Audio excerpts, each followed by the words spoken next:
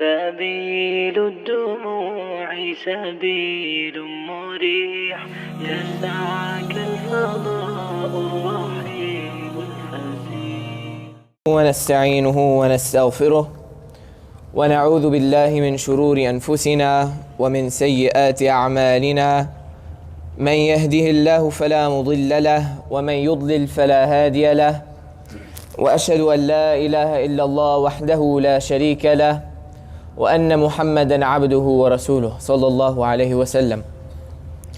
قال الله تعالى في كتابه الكريم بعد أعوذ بالله من الشيطان الرجيم بسم الله الرحمن الرحيم يا أيها الذين آمنوا اتقوا الله حق تقاته ولا تموتن إلا وأنتم مسلمون.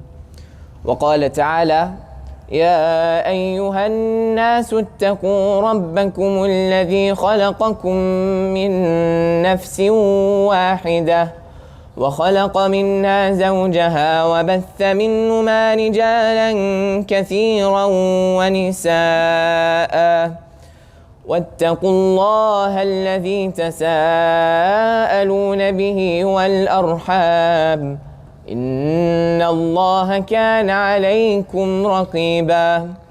وقال تعالى يا أيها الذين آمنوا اتقوا الله وقولوا قولا سديدا يصلح لكم أعمالكم ويغفر لكم ذنوبكم ومن يطع الله ورسوله فقد فاز فوزا عظيما. أما بعد فإن أصدق الحديث كتاب الله وأحسن الهدي هدي محمد صلى الله عليه وسلم وشر الأمور محدثاتها وكل محدثة بدعة وكل بدعة ضلالة وكل ضلالة في النار اللهم أجرنا من النار. بسم الله. Today inshallah, with these few minutes that I've been blessed with today, we are going to be going over some aspects of the Quran that mention the tactics of shaitan. And the reason behind this khutbah today is when Allah subhanahu wa ta'ala azza wa jal, when He explains something to us in the Quran, and when He gives us the tactics of our enemies, such as shaitan, we will better prepare ourselves against them. If you know about the scam caller who will tell you that there's a prince in Nigeria who wants to wire you $10 million, but you have to send him money, you already know this is going to be a scam because you've seen other people, they dealt with it and they've been scammed. Because you know the tactics of the scam caller. So today inshallah we'll be going over 8 scam calls of shaitan, inshallah. The first one of them is actually so very true that Allah Azza wa Jal, He lifts the sin off of us, subhanallah. But it is a tactic that we have to remain aware of. And that is to be forgetting to the point where you just forget about the good deed that you were about to do. Forgetting about the good deed that you were about to do. And Allah Azza wa Jal, He is so merciful to us that when this does happen, He lifts the sin from us, subhanallah. For example, a person wants to go pray Isha, right? They say, I'm going to do it after I do this, if I eat this, and then I do the studies, and then after I do this work call. Then they fall asleep and they forgot about the salah. So with this scenario, it's a genuine forgetting. But realize that this is a tactic of shaitan. Allah Azza wa Jal says, وَإِمَّا يُنْسِيَنَّكَ الشَّيْطَانِ. And we see this also in the story of Musa alayhi salam when he was traveling. He says, فَإِنِّي نَسِيتُ الْحُوتِ وَمَا أَنْسَانِهُ إِلَّا الشَّيْطَانُ أَنْ أَذْكُرَهُ.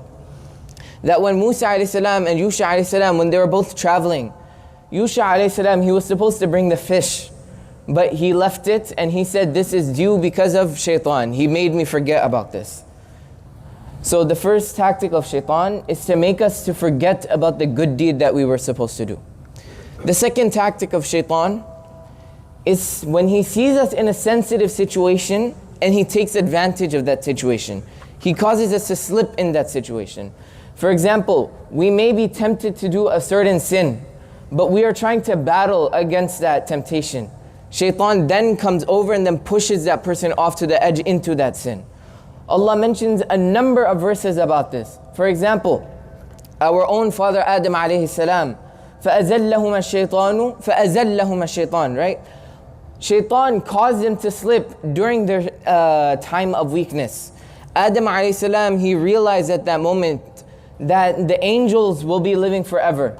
And he knows there's something different about him, that he's not going to stay permanently. He's not going to stay for a very, very long time. And he's the first human, of course. So he knows there's something different between the angels and between the humans. So Shaitan caused him to slip. إِنَّمَا اسْتَزَلَّهُمَا الشَّيْطَانُ بِبَعْضِ مَا كَسَبُوا. Shaitan caused them to slip because of what they've done. Another example of this is that Allah Azza wa Jal, He mentions someone who has been blessed with knowledge. But unfortunately, that same knowledge caused him to be arrogant. فَانْسَلَخَ مِنْهَا فَأَتْبَعَهُ الشَّيْطَانُ. After he received that knowledge, then he became arrogant of that knowledge and he left that knowledge. Shaitan will follow after him. It was as if Shaitan was praying for that person to go after him. Subhanallah. May Allah subhanahu wa ta'ala protect us from this.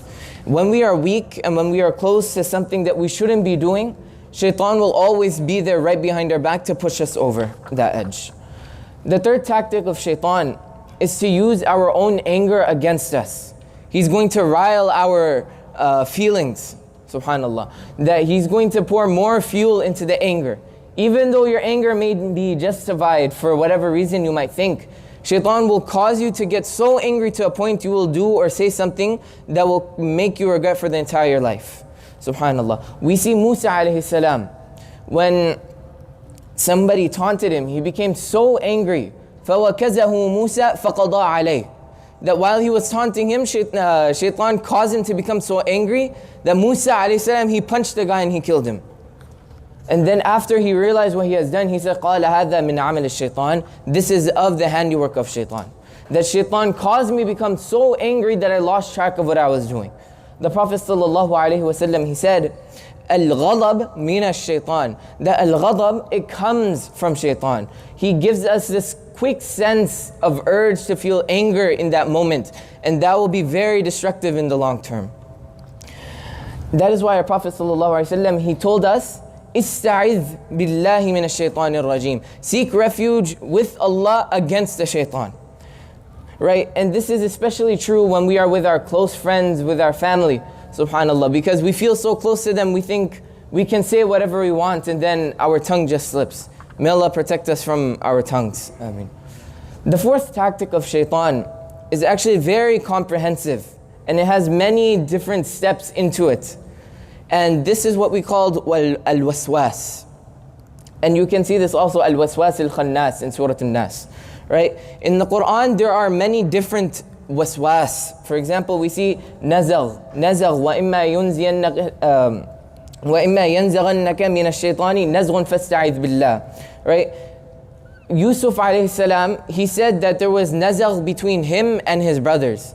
مِن بَعْدِ النَّزَغْ الشَّيْطَانِ بَيْنِي وَبَيْنَ إِخْوَتِي. We also see, in the Quran, we also see, إِنَّ الشَّيْطَانِ يَنزِغُ بَيْنَهُمْ. So nazagh and waswas, they're in the same category, but nazagh is a little bit different. It's a very specific type of waswas. Nazagh is to create a doubt about your brother and sister, to create animosity, to create anger, to create jealousy with them. Subhanallah. So this special waswas, and there's like so many different types of waswas that we find in the Quran. So I'm just going to mention an-nazagh, inshallah. It's to create su'u al-dhann, to create hostility between you and your brother.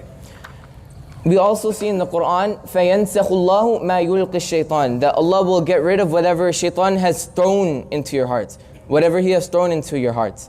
Another time we see, مَسَّنِيَ الضُّرُّ. That shaitan, he touches the heart. So these are all different types of waswas. And these are the different ways how he implements his ideas into our hearts. So the question then arises that since these are thoughts, right? How do I know which one is coming from me and which one is coming from shaitan? Because the Prophet ﷺ said, we see in the Quran also, وَإِنَّ النَّفْسَ لَأَمَّارَةٌ بِالسُّوءِ. That the nafs will always incline to some extent of evil. So how do we know which one is from shaitan and which one is coming from our hearts? Imam Ghazali rahimahullah, he said that when this thought comes to you as a fleeting notion, comes out of nowhere. You did not expect it, and you are shocked. You are genuinely shocked about it. That's when you know that is not from you, that is from shaitan. The fact that you were shocked about it, that means that it is from shaitan, subhanAllah. The fifth tactic, inshallah, and this one is very scary because we will not realize it until we are there. And that is that shaitan causes us to go bit by bit, step by step, khutwa by khutwa. In Arabic, it's also called idraj. Shaitan, he doesn't make a person jump into a major sin directly. It's possible somebody goes in that direction, but shaitan, he causes that person to do this little thing, then this little thing, and then it becomes a huge thing and you don't know where you are. That's why Allah Azza wa Jal, He reminds us believers, He says, Ya ayyuhalladhina amanu, la tattabi'u khutuwat ash-shaytan. Do not follow the footsteps of shaitan. Do not follow him bit by bit. Shaitan will not take us point A to point B miraculously. We're going to be taking stair steps. So we have to protect ourselves from even taking that first step, inshallah ta'ala. The thing about this one, it's very, very dangerous, subhanAllah, that even Allah Azza wa Jal, He had to remind us that do not even take the first step towards this. Shaitan, he will cause us to go a little bit forward until we realize, what do we do? And then after that, shaitan, he has his other ways of deceiving us again. May Allah protect us from al-waswas, al-nazagh, khutuwat al-shaytan. أقول قولي هذا وأستغفر الله لي ولكم ولسائر المسلمين.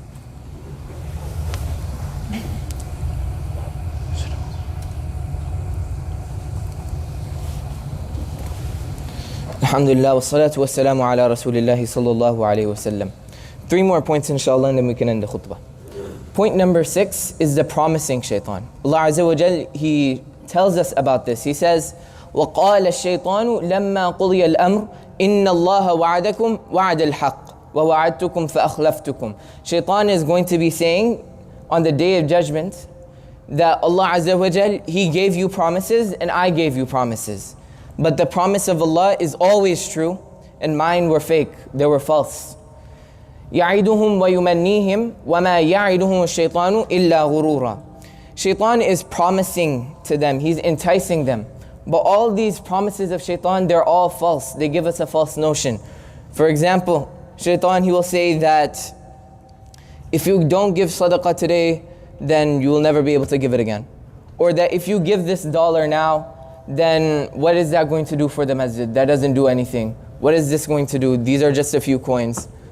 It's not about these few coins or the few dollars. It's about the fact that you were trying to do an intention for a good deed, subhanAllah. But shaitan, he will give us a false notion that whatever you are doing, it's worthless. It will not mean anything. That's what he did to our father, Adam alayhi salam. He gave them a promise. He said, وَقَاسَمَهُمَا, that he was swearing to them, that I promised you, he was giving them a swear oath, saying that I am your sincere friend. I'm advising you that if you eat from this tree, you will live forever. So this is another tactic of shaitan, false promises, and then he backs out. Tactic number 7 is that shaitan, he causes fear in us. And this one, there's 2 types, so we have to make sure that we don't fall into the second type. There's one, if there's a robber coming and he's holding a person with a knife or a gun, then there's a sort of fear in their heart that they're trembling, their heart is racing and everything. That is normal fear. And having iman, having ikhlas, praying to Allah Azza wa Jal, they'll get rid of this fear. But the fear that shaitan creates, and it's usually meant for the battlefield, that immobilizes you, that he doesn't cause the person to do anything. إِنَّمَا ذَلِكُمُ الشَّيْطَانُ يُخَوِّفُ أَوْلِيَاءَهُ فَلَا تَخَافُوهُمْ وَخَافُونِي إِن كُنتُم مُؤْمِنِينَ. That the shaitan, he causes his own allies to immobilize them. And he's saying, and Allah Azza wa Jalla is saying, do not fear him, fear me. Indeed, if you are of the Muslims. And this is usually for the Battle of Badr, Battle of Khandaq, Battle of Uhud, where the Muslims, where they're going to be courageous, where they're being courageous, and then shaitan, he immobilizes them. For us nowadays, there are no wars that we can fight physically, but we have to stand up to any way we can for our brothers and sisters. Tactic number 8, inshallah, and the last tactic, is that shaitan, he beautifies a sin more than it actually is. تزين لهم الشيطان. And also to our own father and mother, وَزَيَّنَ لَهُمُ الشَّيْطَانُ أَعْمَالَهُم. Shaitan made their sins look so good, more better than it actually was. So to conclude, these are 8 tactics of shaitan. He makes us forget. He gives us these random false promises. He gives us ideas. So how do we protect ourselves from all of these? Ikhlas, dua, Quran, dhikr. What Allah Azza wa Jal, He says, وَإِمَّا يَنزَغَنَّكَ مِنَ الشَّيْطَانِ نَزْغٌ فَاسْتَعِذْ بِاللَّهِ. Continue to say, أعوذ بالله من الشيطان الرجيم whenever you have the temptation. أعوذ بالله من الشيطان الرجيم. Always start anything by saying, Bismillahir Rahmanir Rahim. So, and remember this, brothers and sisters, before we end, Allah Azza wa Jal, He says, إِنَّ كَيْدَ الشَّيْطَانِ كَانَ ضَعِيفًا. All these tactics that I've mentioned, and there are many more, all of them are weak at their foundation. So fear Allah Azza wa Jal. May Allah protect us from shaitan, protect us in this world, make our tongue soft on dhikr. ربنا تقبل منا إنك تسميع عليم وتب علينا إنك أنت التواب الرحيم. ربنا ولا تحمل علينا إصرا كما حملته على الذين من قبلنا. ربنا اصرف عنا عذاب جهنم. ربنا اصرف عنا عذاب جهنم إن عذابها كان غراما. اللهم أعز الإسلام والمسلمين وأذل الشرك والمشركين ودمر أعداء الدين واحمي حوزنة الإسلام يا رب العالمين. اللهم انصر الإسلام وأهله في كل مكان. اللهم انصر الإسلام وأهله في غزة. اللهم انصر الإسلام وأهله في رفح. اللهم انصر الإسلام وأهله في كل مكان. عباد الله رحمكم الله، إن الله يأمر بالعدل والإحسان وإيتاء ذي القربى وينهى عن الفحشاء والمنكر والبغي يعظكم لعلكم تذكرون ولذكر الله تعالى وأعلى وأكبر والله يعلم ما تصنعون. وأقم الصلاة. سبيل الدموع سبيل مريح يسعك الفضاء الرحيم.